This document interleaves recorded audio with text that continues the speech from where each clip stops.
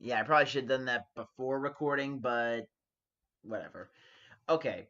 So, I know it's been a few weeks or so since the last movie review I did, but I was actually meaning to review this sooner, and seeing how the sequel for Creed is coming out, I believe it's around November. I figured it'd be a good idea to talk about Creed, or as some might have come to call it, Rocky 7. And the thing is that this is this is basically a Rocky movie because Sylvester Stallone is he's essentially, even though he got nominated for best supporting actor, he's pretty much a main character because he's in the majority of the movie.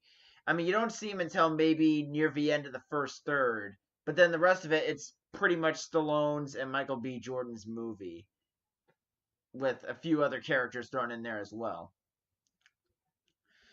So Creed, for those of you who don't know, is basically the story of Apollo Creed's illegitimate son realizing about his true heritage and wanting to walk in his father's footsteps and become a boxer. And along the way, he reaches out and manages to work his way into being mentored by Apollo's old rival and since turned friend, Rocky Balboa.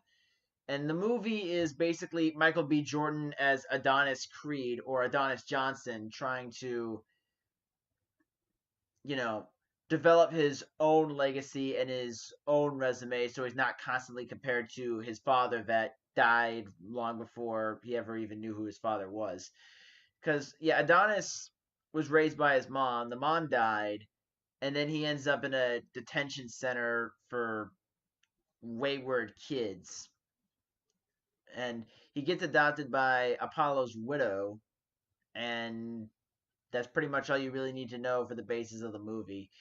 And I will say this, for a movie that didn't have to be made, because I think, having seen Rocky Balboa, I think the Rocky movies kind of they range from greatness to goofiness, and then a solid ending with Rocky Balboa.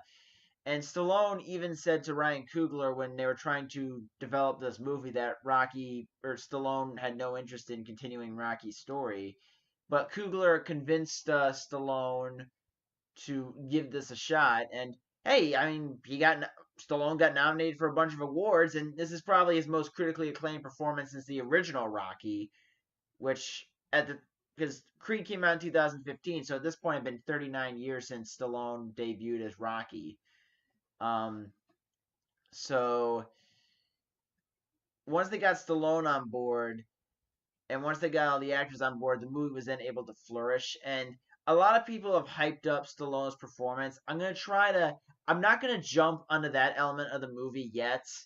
I kind of want to focus on other elements of it because this movie, it really didn't have to be made.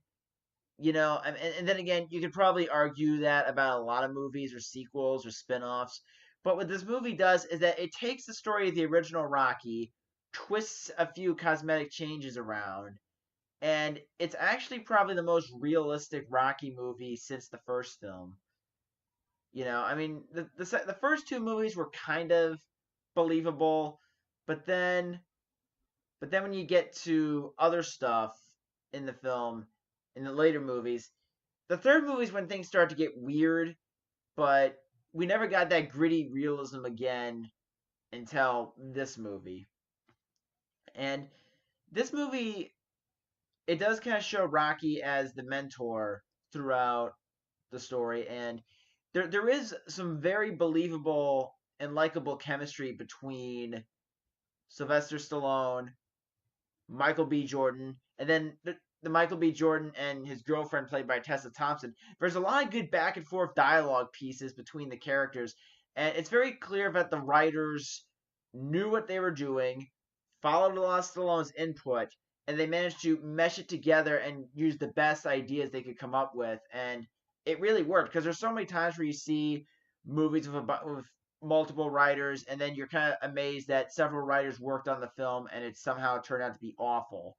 In this case, it was a team of writers, and then it just kind of ballooned into a really compelling character study.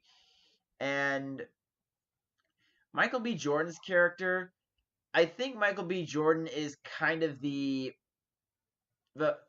my generation's version of Will Smith, except not as charming because he is very likable. He is cocky. He does have his faults, but at the end of the day, you can get behind him and you can root for him and you really want to see him win. But the one of my big complaints with the movie is that when it cuts to when Adonis is a man, it shows him doing a boxing match, and then it just cuts to him quitting his job. And they do explain why he does that. They do explain that he feels like he could be a boxer, but I felt like after the setup after the opening credits kind of went by really fast for me because I didn't think there was enough story elements that were subtly hinting that Adonis is living a cool life, but he's really itching to be a boxer. It really didn't. It just kind of seemed like they were just speeding ahead to the point where he gets to Philadelphia, and that's kind of my major complaint is that the pacing at first is a little fast, but then once the movie develops, the pacing becomes masterfully done. And I do like that even though Tessa Thompson is just there to be the girlfriend, I do like the fact that they make her interesting. They make her a musician. They give her progressive hearing loss, which is kind of sad, but it kind of adds more to the character. It seems to me that, like in every Rocky movie, no matter who you are, if you're a main character, your backstory is kind of depressing. I mean, Rocky's life, we all know the rough stuff that happened in his life. Now he has no one to go off of because in Rocky Balboa, we find out that his wife's dead, and then now we find out that Paulie is dead, and Rocky has really nothing. And when Rocky goes to talk to the headstones of his brother-in-law Paulie and his wife, it's at that moment where he kind of realizes that for a while Adonis has been trying to get him to train him, but it's when Rocky goes to the graveyard and realizes nothing is really going on in his life that he decides to become a trainer again. And fortunately, the training this time does not result in a street fight between him and his former student. But that would have been really that'd be really stupid having 70-year-old Stallone trying to beat up a 20-year-old man or 30-year-old man. But the all the characters were fleshed out enough to carry the story. They were not one note. They were complex enough to have a few little crevices and little inklings that kind of made them more complete. And Stallone, there are a lot of great moments in Stallone's performance in this movie. I think my favorite one is there. I think I can count like two, maybe three favorite scenes. One is when Rocky first realizes that Adonis is actually Apollo's kid, because he just kind of sits down. And he's like, "I don't believe this." I just love that that stubborn. I'm not gonna entertain the notion that my friend had an affair. I can't do it.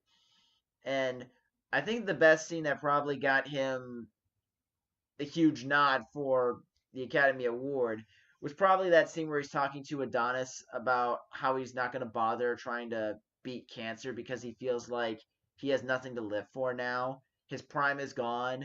All the people on the wall behind him, they're back there at the time that fight was going to happen, and he's in the present. And they honestly, I do like the idea of showing Rocky's mortality in this movie, where they do kind of explore that he might not make it through the film. And that does lead to another criticism I have, which is okay, Adonis is meeting his girlfriend up for a big gig that could really help her music career. But he keeps getting called Little Creed by the other people in the club because the story is broke that he's Creed's son because he's kept it secret for so long. And it's like, I don't really understand why you would get. I can understand getting annoyed, but they're not being antagonistic when they're calling you Baby Creed. If they're bullying you or being mean to you, then I can understand the punch in the face that landed you in jail. But To me, it just seems like one of Adonis's biggest problems is that he can be a little bit of a hothead. So there's that, but it's just like, yeah, if you're gonna have your main character get into a fight, can you at least have him get set off in a way that's not immature? Please. Um, I mean, I understand why the fight happened. I just felt like there should have been more of a inflammatory statement from the other guy before Adonis started beating him up. And yeah, and of course, like with every dramatic movie, there's always that part where things start going great, and then you have to have a dramatic fall for the main character to pick him or herself back up and be the big hero.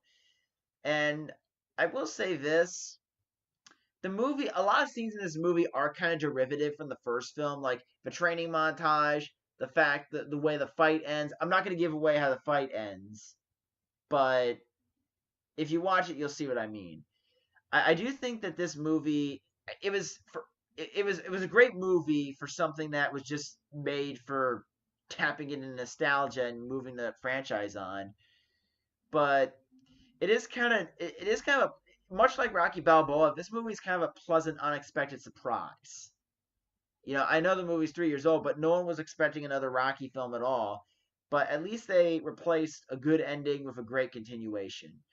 And hopefully the sequel, well, I'm not really. We'll see how the sequel turns out, but that one might be jumping into Rocky 4 territory a little bit, especially with bringing Ivan Drago back. That okay. Anyway, the first movie's great. The second movie, we'll see what happens. But until then, enjoy your Rocky 7, aka Creed.